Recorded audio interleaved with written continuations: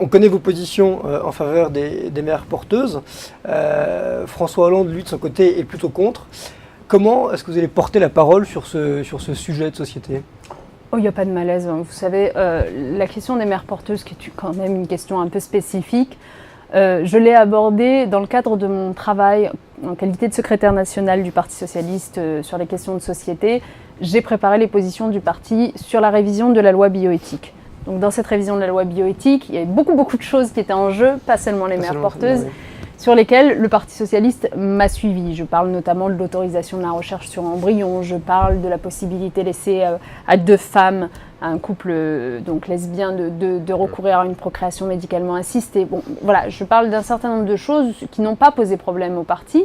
En revanche, c'est vrai que l'autorisation des mères porteuses, de la gestation pour autrui, elle a clivé, clairement, et j'ai été mise en minorité. Moi, je sais, je vis en démocratie, je comprends que je puisse être mise en minorité, surtout que là, les arguments, je les entends totalement.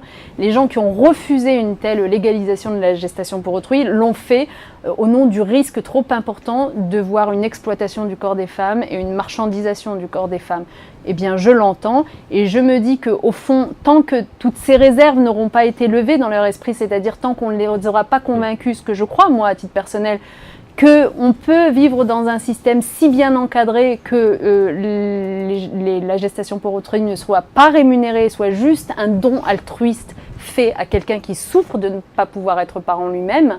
Donc tant qu'on n'aura pas levé ces réserves et expliqué que c'est possible, c'est pas la peine de remettre le sujet sur le tapis. Ça reviendra sans doute plus tard.